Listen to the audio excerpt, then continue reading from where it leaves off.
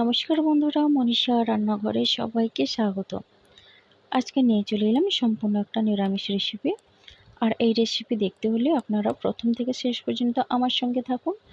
আর ভালো লাগলে like, share, comment এবং সাবস্ক্রাইব করে আমার পাশে থাকবেন। নতুন বন্ধুদেরও একই কথা বলবো, এখনও যারা আমার চ্যানেলটিকে সাবস্ক্রাইব করেননি প্লিজ সাবস্ক্রাইব করে আমার পাশে থেকে যান। তো বন্ধুরা, আজকে আমি নিয়ে নিয়েছি এই রান্নার জন্য আলু, কাঁচকলা আর পটল, বেগুন, কুঁদরি আর টমেটো। আর আমি মশলাগুলো রান্না করতে করতে দেখিয়ে দেব। এখানে নিয়েছি 1 আঁটি লটে শাক, ভালো করে ধুয়ে নিয়েছি। আর সবজিগুলো আমি ভালো করে কেটে ধুয়ে নিয়েছিলাম। গ্যাসে কড়াই বসিয়ে দিয়েছি। আর এখন আমি শাকটাকে ভালো করে সেদ্ধ করে নেব। তো ভালো করে নেড়ে চেড়ে নিচ্ছি, কোনো রকম আমি লবণ দেব না। এখন আমি ঢাকনা দিয়ে সেদ্ধ করে নিচ্ছি। তো দেখুন বন্ধুরা, শাকটা আমার সেদ্ধ হয়ে গেছে। এখন তুলে নিচ্ছি। আবারও কড়াইটা ধুয়ে আমি গ্যাসে বসিয়ে দিলাম আর দিয়ে দিচ্ছি সর্ষের তেল। তেলটা গরম করে নিয়েছি, দিয়ে দিচ্ছি বড়ি। আর আমি নিরামিষ রেসিপি যেহেতু বড়ি দিয়েই রান্না করব, তো বড়িটা লাল লাল করে ভেজে নিলাম। আর এখন দিয়ে দিলাম আবারও সর্ষের তেল, দিয়ে একে একে সবজিগুলো আমি ভেজে নেব। আর কিন্তু সব সবজি দিলাম, বেগুনটা দিলাম না, বেগুনটা আমি আলাদা করে পরে ভেজে নেব।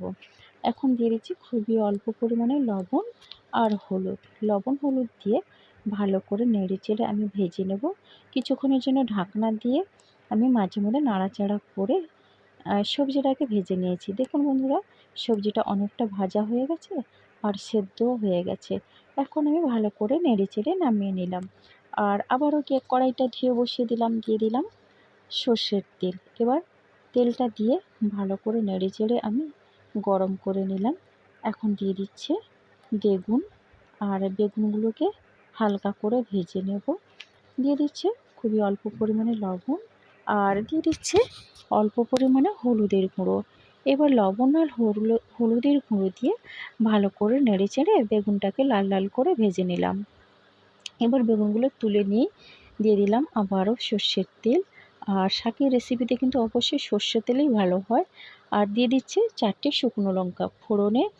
আর দিয়ে দিলাম হাফ চামচের মতো রাঁধুনি। আর দিচ্ছি হাফ চামচ পাঁচফোড়ন। দিয়ে দিচ্ছে হাফ চামচের মতো কালো সর্ষে। কেন বলুন তো, সর্ষে বাটা দিতে হয়, সর্ষে বাটা দিলেই শাকের রেসিপিটা ভালো হয়। কিন্তু আজকে আমি সর্ষে বাটলাম না, ইচ্ছে নেই কোনো রকমের, যেহেতু আমার কয়েকদিন ধরে শরীর খারাপ, জ্বর আছে, সর্দি কাশি। আর দিয়ে দিলাম একটা তেজপাতা। তেজপাতা অবশ্যই কেটে ধুয়ে রেখেছিলাম। এখন ফোড়নটা একটু ভাজা ভাজা হয়ে গেছে এবং সুন্দর একটা মিষ্টি গন্ধ বেরিয়েছে। এখন দিয়ে দিলাম গ্রেট করে রাখা আদা আর কাঁচা লঙ্কা। আদা আর কাঁচা লঙ্কা দিয়ে ভালো করে নেড়ে চেড়ে নিচ্ছে। আদাটা একটু ভাজা ভাজা হয়ে আসলেই দিয়ে দিচ্ছে কেটে রাখা টমেটো। হ্যাঁ, এবার টমেটো দিয়েও একই রকমভাবে ভালো করে আমি নেড়ে চেড়ে নেব।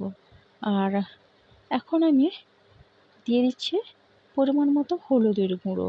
আর হলুদের গুঁড়ো দিয়ে আবারও একই রকমভাবে নেড়ে চেড়ে নিচ্ছে। এবার দিয়ে দিচ্ছে খুবই অল্প পরিমাণে জল, যাতে মশলাটা পুড়ে না যায়। আর জল দিয়ে আবারও একটু নেড়ে চেড়ে দিয়ে দিলাম ভাজা সবজিগুলো আর সঙ্গে শাক সেদ্ধ। তো এখন সবগুলো দিয়ে আমি ভালো করে নেড়ে চেড়ে নিচ্ছি। আজকে যেহেতু বৃহস্পতিবার, তো ডালের সঙ্গে এই শাকের রেসিপিটা কিন্তু দারুণ লাগবে। তো এখানে দিলাম আমি পরিমাণ মতো লবণ, আর দিয়ে দিচ্ছে 1 চামচ চিনি। আর চিনিটা দিলে কিন্তু এই শাকের রেসিপিটা কিন্তু দ্বিগুণ বেড়ে যায়, অসাধারণ লাগে খেতে। তো বন্ধুরা, এখন দিয়ে দিচ্ছে গরম মশলা গুঁড়ো।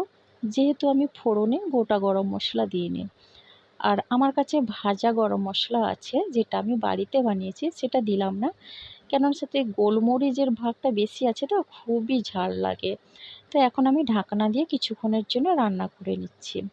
এখন দেখুন বন্ধুরা, শাক আর সবজিগুলো অনেকটা কমে গেছে মজে। তো আমি এখন ভালো করে নেড়ে চেড়ে নিচ্ছি।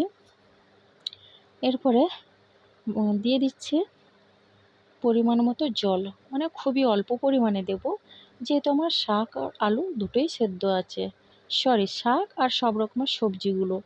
যেহেতু আমার এইভাবেই নাড়াতে নাড়াতে সেদ্ধ হয়ে গেছে, এখন আমি ঢাকনা দিয়ে কিছুক্ষণের জন্য আবারও রান্না করে নিচ্ছি। দেখুন বন্ধুরা, ঝোল কিন্তু একদমও নেই, আর শাকের রেসিপিটা একেবারে রেডি হয়ে গেছে।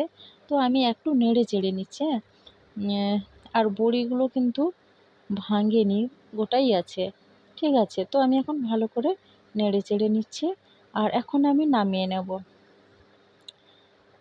তো নামানোর আগে দিয়ে দিচ্ছি জিরের গুঁড়ো, আর এই জিরের গুঁড়ো দিলে কিন্তু দারুণ লাগে। এটা কিন্তু আগে দিলেই হবে না, নামানোর আগেই দিতে হবে। আর দিয়ে দিচ্ছে কাঁচা সর্ষে তেল। আর যে কোনো শাকের রেসিপিতে কাঁচা সর্ষে তেল দিলে তো অসাধারণ লাগে। তখন ভালো করে নেড়েচেড়ে নামিয়ে নিচ্ছি।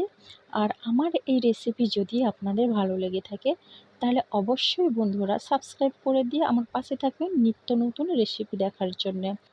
আর এখনও আমি যেসব বন্ধুদের ব্যাগ দিতে পারিনি, কিন্তু বন্ধুরা আপনারা আমাকে মনে করিয়ে দেবেন, আর আমার কমিউনিটিতে গিয়ে অবশ্যই একটা লেটার দেবেন। কোনো কারণে হয়তো আমার ভুল হয়ে যেতে পারে, তার জন্য আমি ক্ষমা চেয়ে নিচ্ছি। আপনারা অবশ্যই আমার কমিউনিটিতে বলবেন।